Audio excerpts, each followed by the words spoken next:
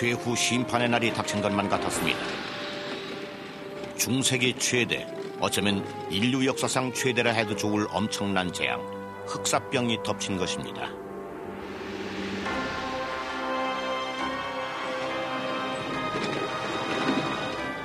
이 무서운 병마의 그림자 아래서 많은 사람들은 세상의 종말이 다가왔다고 여겼고 4천만 희생자들에겐 그 두려움이 현실이 됐습니다. 왜 그런 일이 닥쳤는지 이해가 안 됐습니다. 천벌이 내렸다는 생각이 일반적이었지만 확신은 못했어요. 풀리지 않는 수수께끼였죠.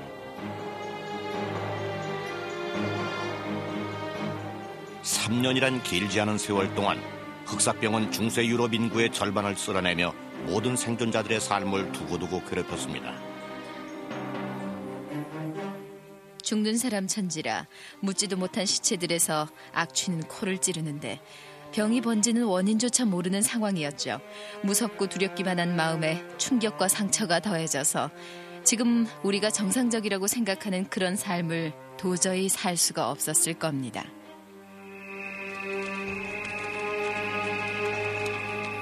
이 이상하고 무서운 재앙은 어디서 시작이 됐을까요?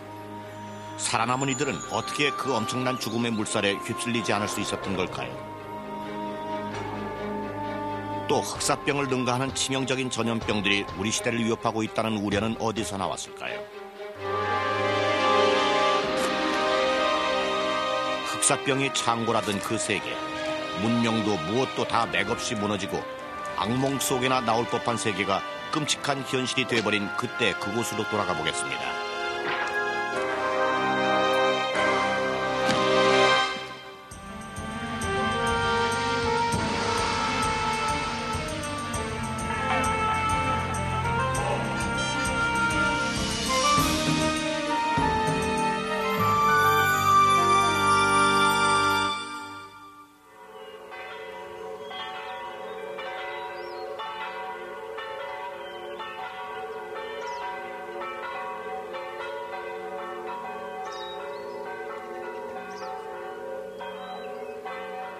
때는 1348년.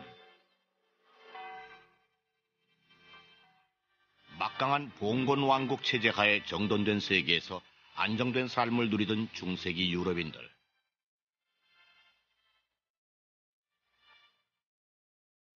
웅장한 대성당의 첨탑 아래서 한껏 뿌듯해하던 그들은 신이 자신들을 어여삐 여겨 은총을 듬뿍 내려주었으니 그 영화가 내내 계속되리라고 믿었죠.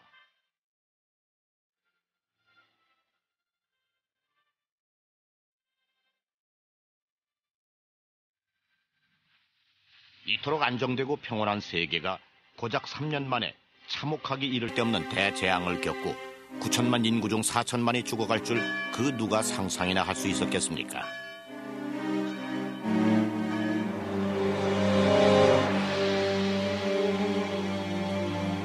이탈리아, 프랑스, 스페인, 영국, 독일 등이 무서운 기세로 휘말려들며 불과 몇 주 만에 유럽 전역에는 유령 도시들이 속출했죠.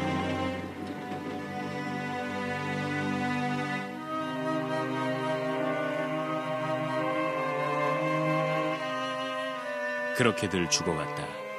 그러나 시신을 묻어줄 사람이 없어 내 5 아이들을 내 손으로 묻었다. 다른 이들도 모두 다 그랬다.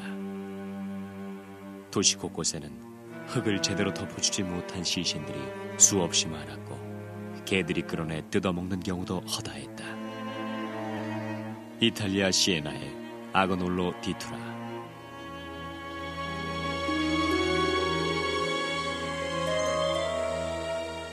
죽음 그 자체만큼이나 두려웠던 건 그 역병에 대해 아무것도 알지 못하고 있다는 사실이었습니다.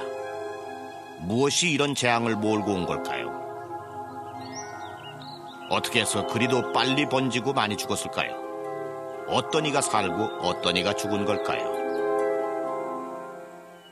당시 사람들이 그 병에 대해 보인 감정이랄까 반응에는 공포와 증오가 한데 뒤섞여 있었습니다. 수많은 사람이 마구 죽어가는 걸 보며 누가 언제 어쩌다 하고 따져볼 새도 없이 사방에서 무차별로 희생되니 무서운 데다 병에 걸린 사람이 싫고 미웠습니다. 물론 병이 왜 생겼는지 모르니 아무런 대책이 나올 수 없다는 게 근본적인 두려움이었을 겁니다. 그 당시 의사들은 그 병이 무슨 병이며 어떻게 퇴치해야 하는지 알지 못했습니다. 병마에 짓눌려 있던 그 시절, 사람들의 삶을 지배한 공포심은 사랑하는 이들조차 저버리게 만들 정도였죠.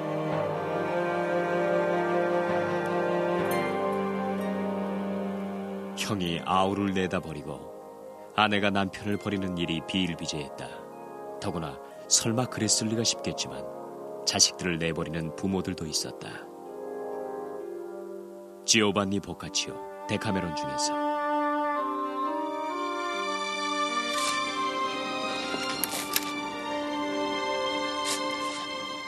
흑사병이 유럽에 들어온 정확한 경로는 오늘날까지도 밝혀진 바가 없습니다.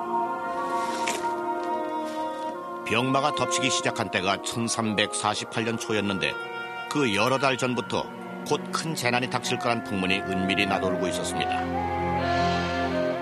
극동 지역에서 돌아온 상인들을 통해 불기둥이 쏟아져 내릴 거라는 등의 소문과 중국에 떠도는 무서운 멸망의 조짐들에 관한 소문도 숱하게 전해졌죠.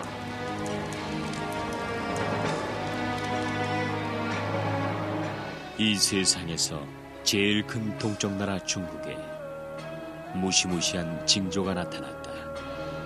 하늘에서 비처럼 쏟아져 내린 뱀과 두꺼비들이 집 안으로 몰려들어와 사람들을 물어뜯어 독을 쏘아넣거나 수도 없이 잡아먹었다. 이탈리아 피해생자의 가브리엘레 데무시스.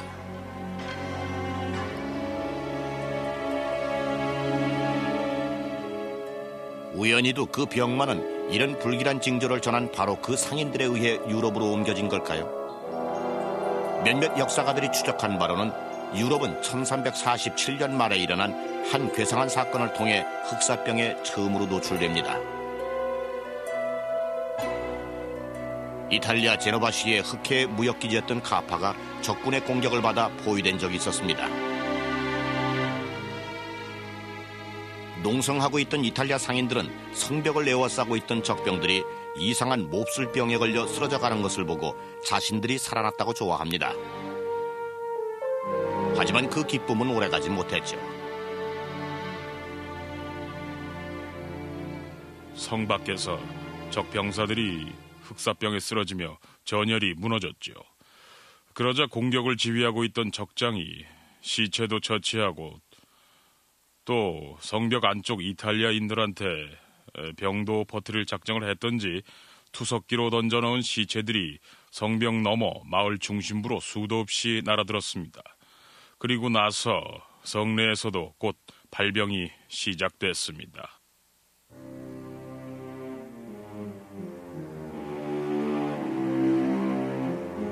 성 안으로 날아든 시체들이 곳곳에 산같이 쌓였다. 기독교들은 있는 힘을 다해 바다로 던져 넣었지만 온 사방이 시체여서 몸을 피할 데가 없었다. 이탈리아 피아센체의 가브리엘레 데무시스.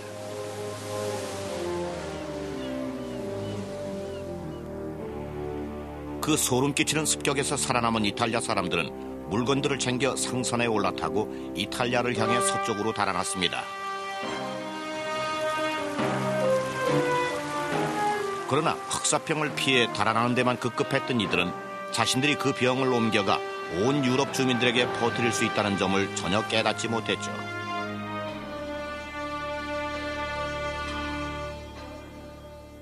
(1348년 1월) 카파를 떠나온 흑사병을 실은 배들이 제노바를 비롯한 여러 이탈리아 항구에 들어옵니다. 그러자 난데없이 바닷가 주민들이 연이어 괴지를 앓다 닷새 만에 죽어갑니다.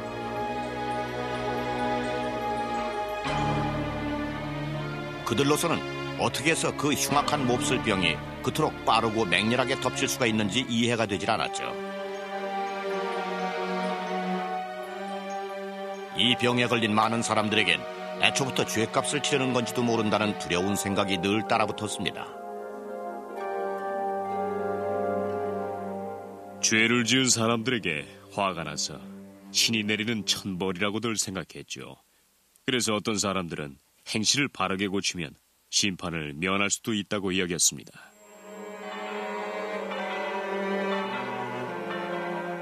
너도 나도 살아남기를 바라고 교회로 몰려들게 만든 이 역병은 마침내 이름을 갖게 됩니다. 병자의 온몸이 멍들어 죽어가는 끔찍한 모습에서 흑사병이라 불려집니다. 마치 천형인 듯 가혹하기 그지없는 이 병은 훗날 선페스트로 널리 알려지며 유럽인들에겐 바로 인생 끝 악몽 시작을 의미하게 되죠.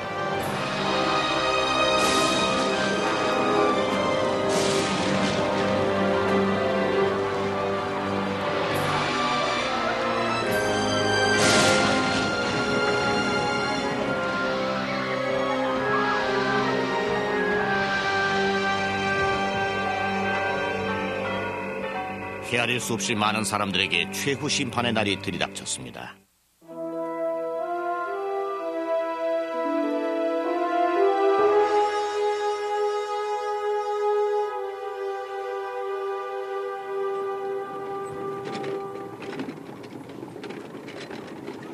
비참했던 1348년 봄, 흑사병은 남부 유럽 전체의 그림자를 들이우고 제노바, 나폴리, 마르세유를 비롯한 수많은 항구 도시들을 공략합니다.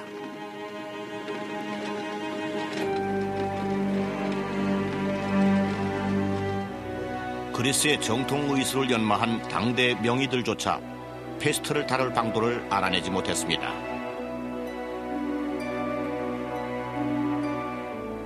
병이 번져나가고 있었지만 공기 전염 때문인지 음식물 때문인지 아니면 접촉을 통한 건지 감염 경로도 파악 못했죠.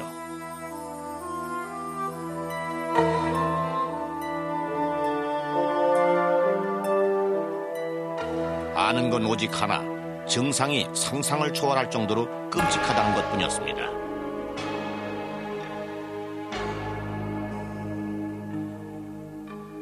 처음에는 마치 뾰족한 화살촉으로 찌르는 듯 따끔거리기 시작했다.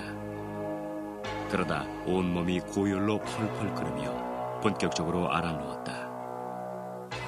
병이 깊어지면 환자는 타는 듯한 열로 격렬한 오한전율 상태에 빠졌다. 이탈리아 피아센자의 가브리엘레 데무시스.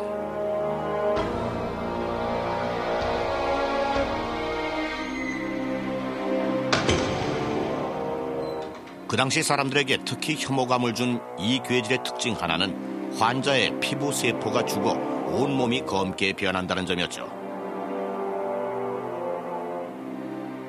거기다 이 흑사병에 걸린 사람은 목숨이 아직 붙어 있는데도 자기 살이 썩는 냄새를 맡아야 했습니다.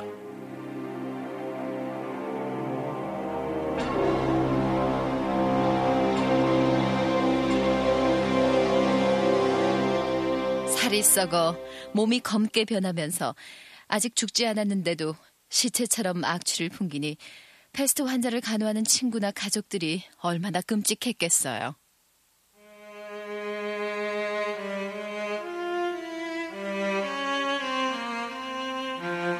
발병 후 몇 시간 만에 죽는 사람도 있었지만 대개는 꼬박 닷새 동안 고통을 겪었습니다.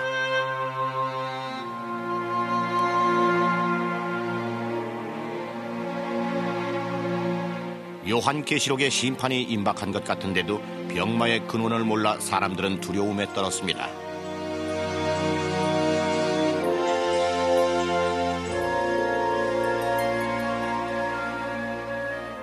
당대 최고의 학식을 쌓은 철학자들은 페스트가 이 세상 것이 아니라는 결론을 내리고 하늘의 별에서 해답을 찾으려 했죠.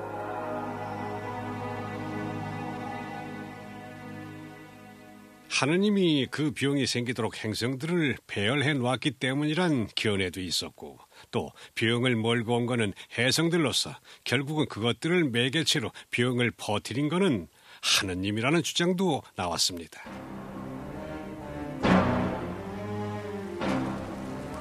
흑사병이 땅속 저 깊은 곳에서 올라왔다고 믿는 이들도 있었습니다. 지진이 나면서 치명적인 각종 가스가 하늘로 분출된 결과라는 거였죠. 무슨 병인지도 몰랐던 페스트를 설명한다는 건 그 어떤 해설로도 어림없는 일이었습니다.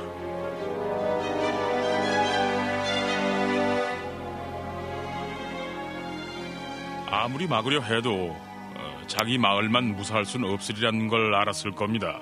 막을 길이 없었으니 자포자기한 상태였겠죠. 병만은 점점 가까이 다가오고 있는데 아무 대책도 없었거든요. 지금도 의문으로 남아있지만 무슨 이유에선지 같은 유럽 안에서도 흑사병의 피해가 심하지 않은 곳들이 있었습니다. 피렌체와 베네치아에선 인구의 절반가량이 희생됐지만 밀라노는 사망자 수가 얼마 되지 않았죠. 인명 손실이 전혀 없었던 몇몇 운 좋은 마을들도 있었습니다.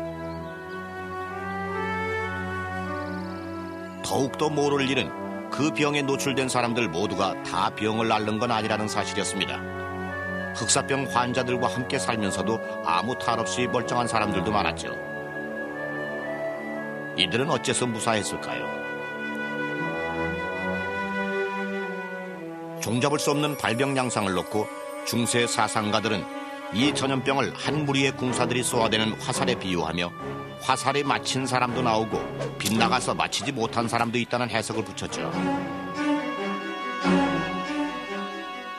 어차피 별 대책이 없으니 그 전염병이 날아오는 화살 같은 거라면 화살을 맞고도 살아난 성인에게 기도라도 바쳐보자는 소리가 나옵니다.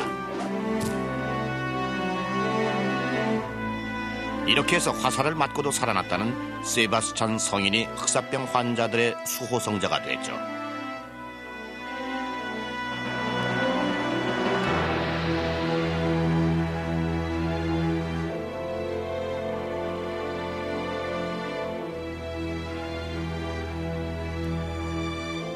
세바스찬 성인에게 기도해보아도 사태가 악화될 뿐 응답이 없자 사람들은 흑사병에 걸렸다 살아난 로크 성인한테로 돌아섭니다.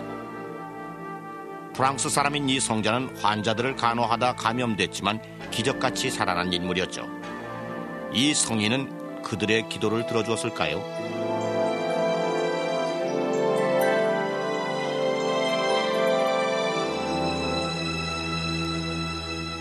1348년 가을이 되자 가장 신앙심 깊은 사람들조차 하늘이 자신들을 버렸다고 여깁니다. 흑사병은 서쪽의 영국에서부터 동으로 독일까지 전 유럽을 유린하며 기승을 부렸습니다.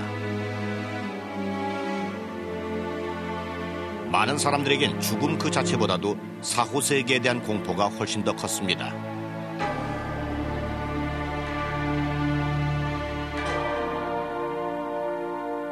자신들의 영혼이 영원토록 신의 저주를 받을지도 모른다는 생각, 그것이 죽음보다 더 무서웠던 거죠. 사람이 종부 성사를 못 받고 죽으면 그건 곧 그 영혼이 지은 모든 죄를 용서받지 못한 상태여서 연옥에 오랫동안 머물러 있게 되던가, 특히 사악한 죄를 많이 지은 경우엔 바로 지옥으로 떨어진다고들 믿고 있었죠.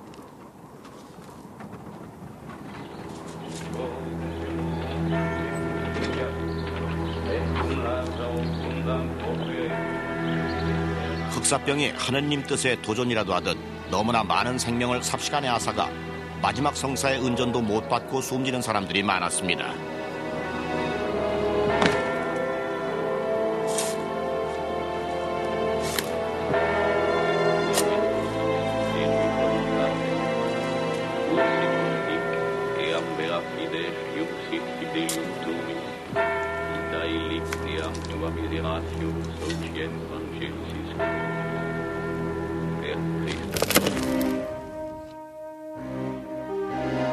다급한 종부성사 요청이 쇄도하자 교황 클레멘트 6세는 흑사병으로 죽은 모든 이들의 면죄를 인정해 줍니다.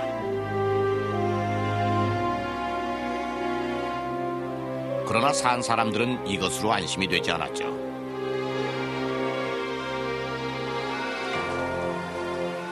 (1348년이) 저물어가면서 하느님이 자신들을 버린 것만 같자 사람들은 스스로를 보호할 기발한 방책에 매달립니다.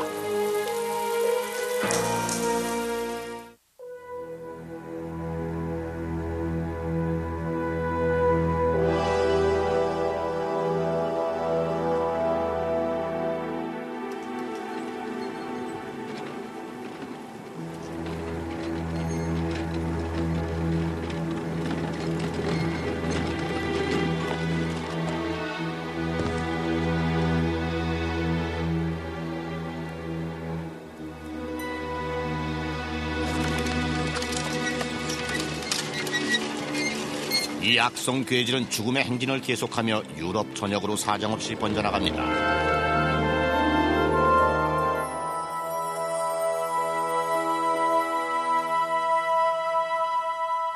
1349년 여름, 병마가 프랑스를 점령하면서 파리에서만 매일 800명씩 죽어나갔습니다.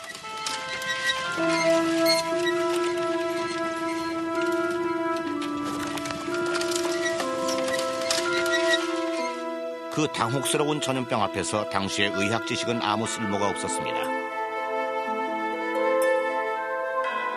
가장 많이 쓰인 치료법 중 하나가 피를 빼는 방혈이었는데 오히려 그 때문에 감염이 확산됐을 가능성이 큽니다. 사제들과 의사들은 돌봐주던 환자에게 병이 옮아 무덤까지 따라가는 경우도 많았죠. 그 시절 의사들이나 교회의 남녀 성직자들이나 다들 헌신적이었습니다. 정말로 영웅적인 분들도 있어서 계속해서 환자를 치료하고 간호하다가 죽은 사람들도 많았습니다.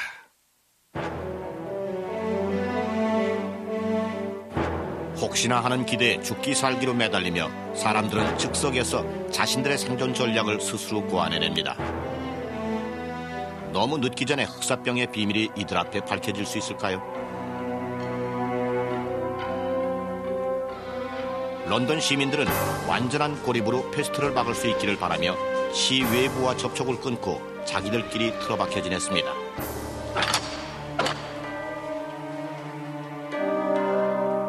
이런 노력에도 허점이 많았던지 런던 인구의 절반이 사망하는 비극적 결말이 나고 말았죠.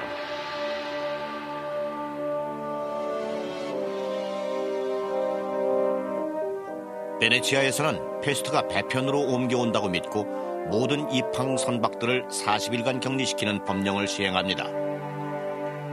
검역을 가리키는 영어 단어 쿼란티는 40일을 뜻하는 이탈리아어에서 나왔죠. 그러나 때는 이미 늦어 그 법도 베네치아 시민들을 구하지 못하고 1349년 중엽에 이르면 인구의 절반이 사망합니다.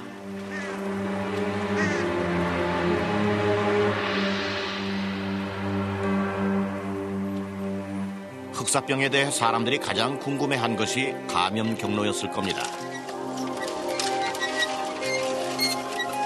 이 병이 풍기는 악취가 병을 옮기는 통로라고 믿는 사람들이 나오면서 놀라운 방어 수단이 개발됐습니다. 냄새를 없애려고 애를 많이 쓰다 보니까 향수를 사용한 경우도 많았습니다. 주변에서 좋은 냄새가 나면 병을 옮기는 지저분한 냄새를 막을 수 있을 것으로 믿었던 것이죠. 의사들은 병자들과 죽은 자들에게서 나는 그 위험한 악취를 되도록 맡지 않으려고 마치 딴 세상에서 온 것처럼 괴상하게 차려입고 다녔죠. 의사들은 대개 긴 가운을 입고 목이 긴 장갑을 꼈는데 특히 장갑은 지저분한 환자 몸에 손이 직접 닿지 않게 해주었습니다. 또 새 모양을 한 가면을 쓰기도 했는데 새의 부리 같은 기다란 코에는 오염된 공기를 정화시킬 수 있는 각종 약초 같은 걸 채워넣었죠. 흑사병은 너무나도 악성이어서 병자를 보기만 해도 그 즉시 병이 옮는다고 믿는 이들도 있었죠. 그래서 의사들이 쓴 새 가면에는 붉은 수정 구슬 눈을 붙여 만일의 위험을 미리 방지했습니다.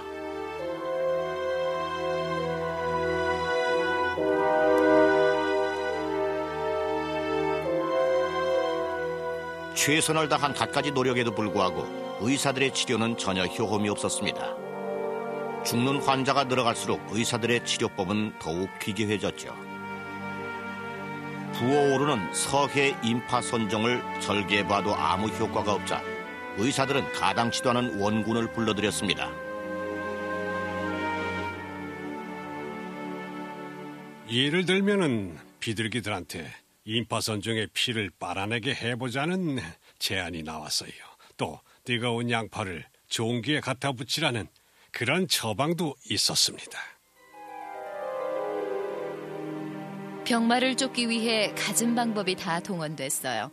꽃송이나 꽃다발을 들고 다니며 그 냄새를 맡아 나쁜 공기를 피하고 창문은 늘 닫아두었죠. 낮잠도 자지 않았습니다. 먹는 음식도 바꾸고 씻지도 않았어요.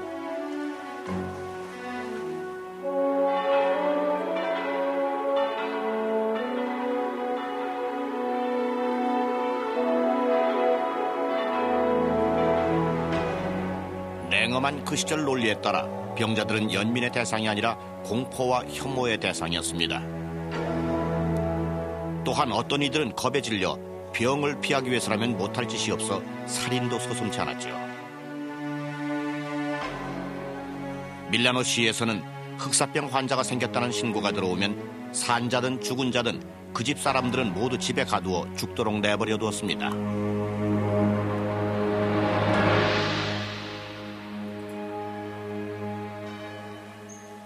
바로 이런 가차없는 대처 방식 때문에 밀라노에선 흑사병이 다른 도시들만큼 창궐하지 않았던 걸까요? 살아남은 사람들 이야기 가운데서 교황 클레멘트 6세보다 더 별난 경우는 없습니다.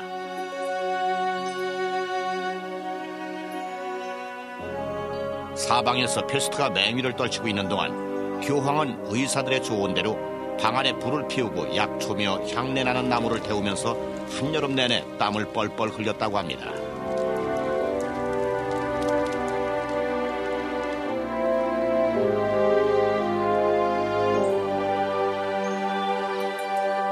기적처럼 보이는 교황의 생존, 무엇이 그것을 가능케 했을까요? 지금껏 풀리지 않는 의학계의 미스터리입니다. 흑사병이 유럽을 휩쓸면서 희생자의 몸만 괴롭힌 것이 아니었습니다.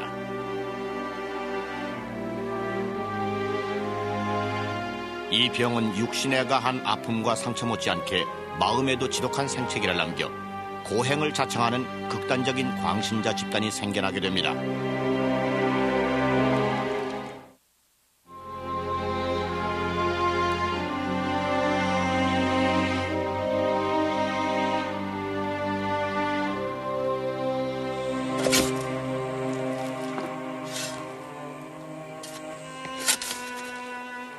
비운의 1349년이 지나고도 전 유럽이 흑사병 서슬에서 빠져나오지 못하면서 살아남은 모든 사람들의 가슴엔 쓰라린 기억이 지울 수 없는 상처를 남겨놓습니다.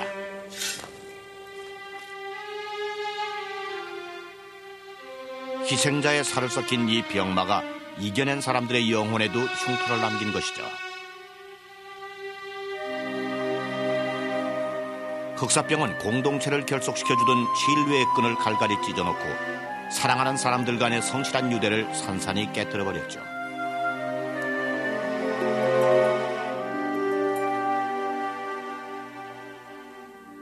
죽어가는 병자들이 임종의 고통 속에서 가족들과 이웃들을 애타게 불렀다. 나 좀 봐요. 목이 말라. 물 한 잔만 줘요. 무서워 말아요. 난 죽지 않을 거야. 나 좀 꼭 안아줘요. 기운이 없어. 품에서 내려놓지 말아요. 이탈리아 피아센체 가브리엘레 데모시스.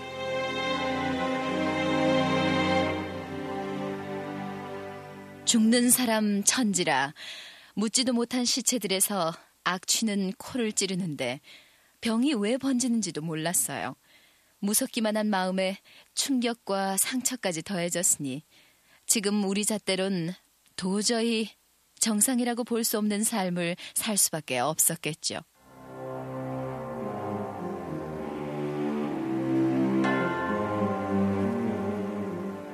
이 대재앙 앞에서 개개인이 보인 갖가지 반응은 흑사병 그 자체만큼이나 예기치 못한 것들이었습니다. 어떤 생존자들은 몇 시간 만에 죽게 될 수도 있다는 생각에 순간의 관능적 쾌락에 탐닉했죠.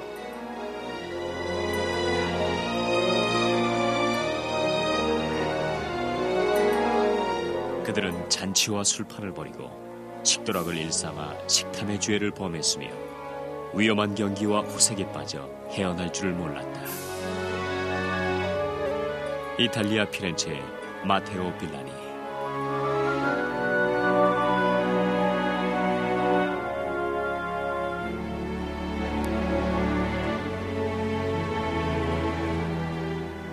그런가 하면 사심없이 사랑을 베풀고 의협심을 발휘하며 기독교의 이상을 실천한 사람들도 있었습니다. 사방에서 사람들이 죽어가도 의연히 환자들 곁을 지키며 간호한 용감한 이들도 더러 있었습니다. 이들은 흑사병에 맞서서 자기 임무를 다했습니다.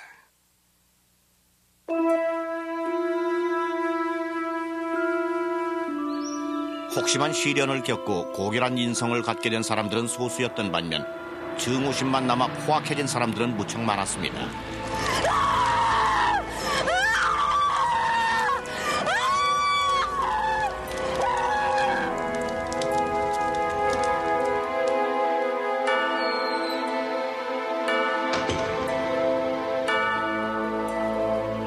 흑사병이 몰아다놓은 특이한 현상 중 하나는 패스트 못지않게 빠른 속도로 전 유럽을 휩쓴 새로운 광신적 종파의 등장이었죠.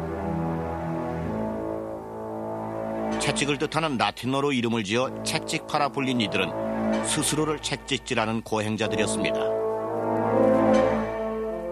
자신이 지은 죄에 대해 스스로 엄한 벌을 내리면 하느님이 자신들과 모든 기독교도들을 대역병으로부터 지켜줄 거라는 것이 이들의 믿음이었죠.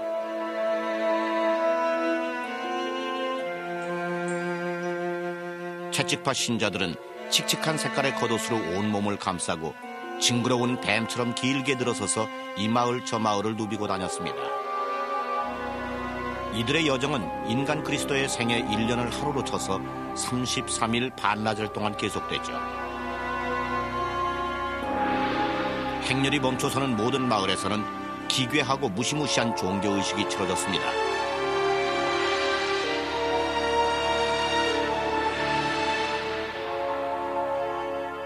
마을 광장 한가운데 모두 모여서 그 원형으로 쭉 둘러서서는 찬송가를 부르면서 그 원을 따라 한참을 돕니다. 그리고 나선 땅바닥에 주저앉아 자기들이 가장 나쁜 죄를 지었을 때의 자세를 취하죠.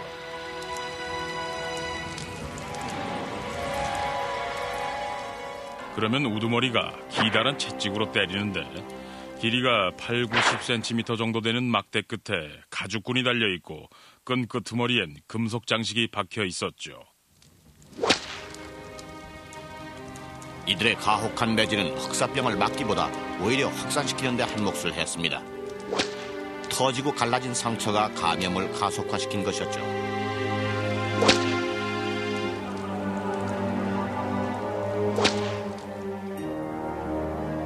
또한 자신들의 종교를 향한 이들의 맹목적인 열의는 편협한 신앙과 증오가 주 증상인 영혼의 악성 전염병을 퍼뜨려 더욱더 해악을 끼치게 됩니다.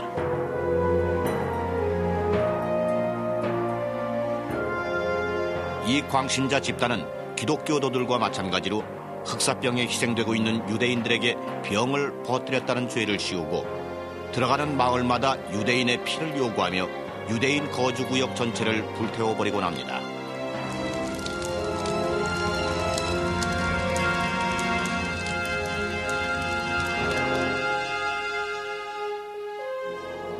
(1349년) 한 해 동안 독일에서만 수백 건의 학살이 자행되며 뮌헨, 프라이부르크, 퀼렌을 비롯한 수많은 도시에서 유대인들이 깡그리 사라지고 말았습니다.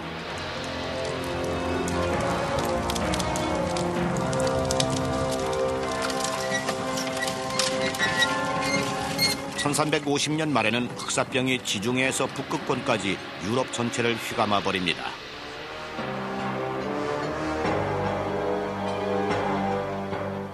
(3년) 세월 동안 인구의 절반이 목숨을 잃었고 생존자들도 살 날이 얼마 남지 않은 것 같았죠.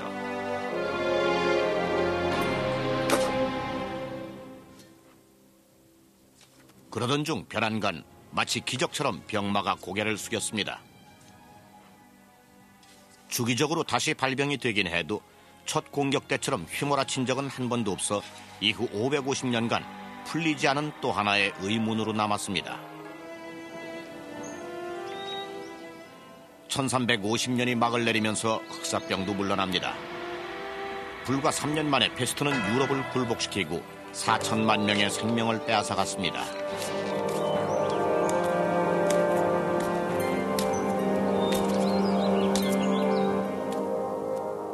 이 일이 닥치기 전까진 이토록 대단한 유행병은 보지도 듣지도 못했다. 노아 시대에 닥친 홍수도 이렇게 많은 인명을 쓸어가진 않았다지 않은가.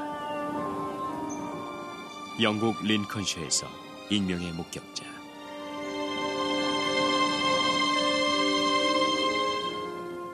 중세시대 이후에도 흑사병은 시퍼런 소설을 완전히 거두지 않고 수세기에 걸쳐 때때로 유럽을 다시 찾곤 했죠.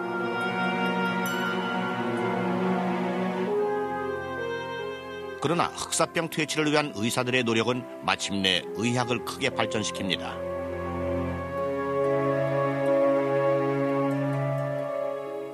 최고의 선견지명을 지녔던 의사들 가운데 미셸 데 노스트라다메가 있었죠.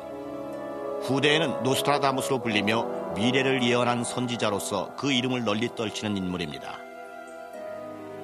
흑사병으로 숨져가는 가족들을 지켜본 노스트라다무스는 투병에 도움이 될 만한 대책을 강구해냅니다. 당시엔 인정을 받지 못했지만 그의 의견은 혁명적이었죠. 의료진이 낸 공식 지침은 노스트라다무스 생각과는 정반대였어요. 그는 신선한 바깥 공기를 마시라고 했는데 의사들은 창문을 닫으라고 했죠. 적당한 운동과 목욕이 좋다고 했지만 의사들은 땀구멍이 열린다고 절대로 안 된다고 했어요. 그래서 노스트라다무스의 제안은 의사들에게선 도외시당하지만 의사들도 별 도움을 못 주고 있던 흑사병 환자들은 무엇이든 해보겠다고 나섰죠.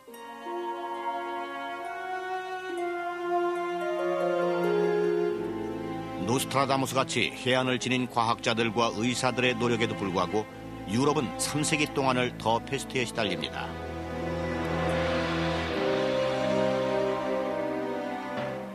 (1721년) 이 병으로 수만 명이 숨진 프랑스 도시 마르세유를 끝으로 유럽에선 더 이상 흑사병이 크게 날뛰진 못합니다.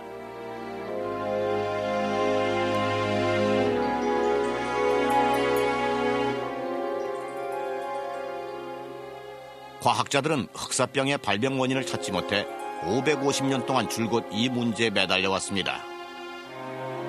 1896년에 와서야 프랑스 생물학자 알렉상드르 예르생이 현미경 아래서 페스트균을 분리하는 데 성공합니다.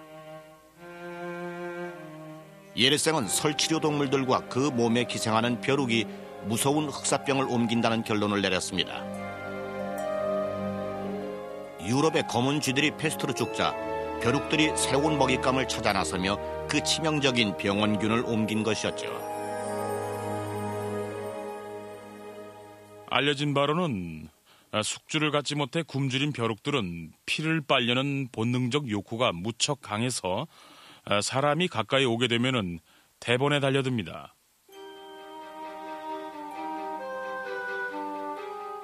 중세기에는 온 가족이 방 하나에서 생활하며 같은 침대를 쓰는 경우가 흔해 오늘날보다 공간적으로 훨씬 더 밀착돼 있었습니다.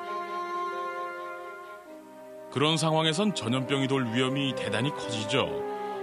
그런 농촌 마을이나 도시에서 쥐들이 패스트에 걸리면은 짧은 시간에 퍼지면서 많은 쥐들이 죽게 되고 거기 붙어 살던 벼룩들이 사람한테로 옮겨오면서 걷잡을 수 없이 병이 번집니다.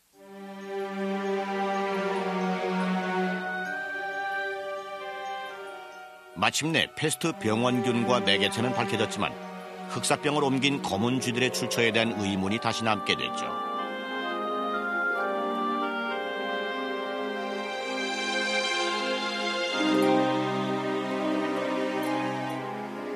과학자들은 그 쥐들이 지구의 동쪽 끝에서 대상들과 양들에 섞여 이동해 왔을지도 모른다고 생각했습니다. 그렇다면 흑사병의 첫 발생지가 유럽에서 수천 킬로미터 떨어진 지구 반대편이 아닐까 하는 의문이 뒤따라 나왔습니다. 이 문제를 풀기 위해 과학자들은 중국의 오지 고비 사막을 찾아갑니다. 거기서 알게 된 사실은 패스트 병원균이 그 지역 설치류 동물들을 수천 년 동안 감염시켜왔다는 내용이었죠. 신기하게도 그곳 토착민들이 그 치명적인 박테리아와 함께 살 수 있었던 것은 대대로 지켜온 전통 덕분이었습니다. 특정 설치류 동물들은 사냥을 금지하고 털가죽을 벗겨 옷을 만들거나 하는 일을 절대로 못하게 했어요. 그뿐만 아니라 죽은 것들이 너무 많이 보인다 싶을 땐 당장 그 지역을 떠났죠.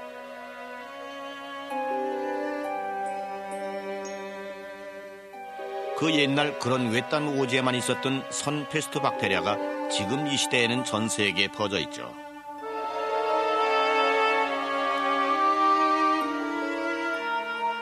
그렇지만 항생제들의 병원균 퇴치 효과가 뛰어나 매년 보고되는 발병 사례는 몇 건밖에 되지 않습니다.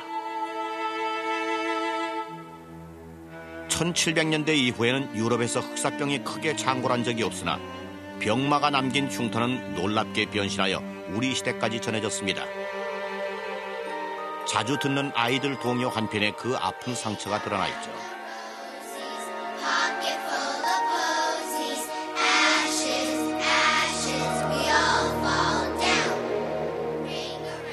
여기서 장밋빛 동그라미는 흑사병 증세를 가리킨다고들 해석합니다. 주머니 가득 꽃다발이란 죽음의 악취를 막기 위해 많이 넣어두던 꽃다발이고, 애쉬는 본래는 H입니다. 재채기도 흑사병 증상 중 하나이니 그 병에 걸리면 별수가 없어 모두가 죽는다는 뜻입니다.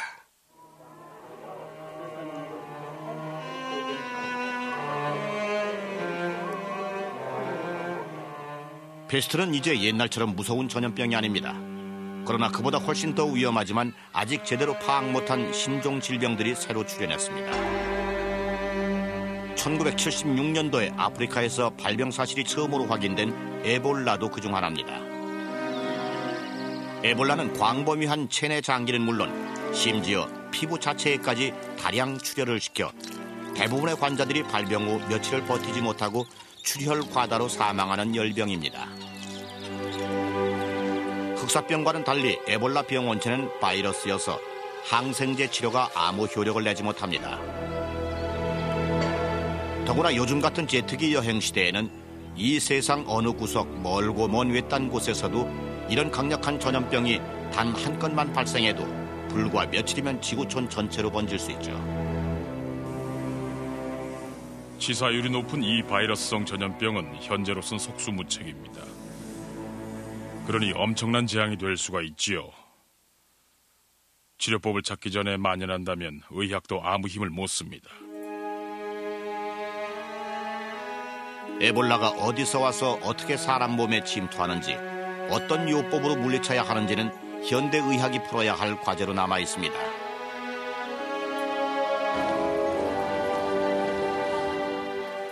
바로 이 일의 성패가 인류의 사활을 결정짓게 되는 건 아닐까요?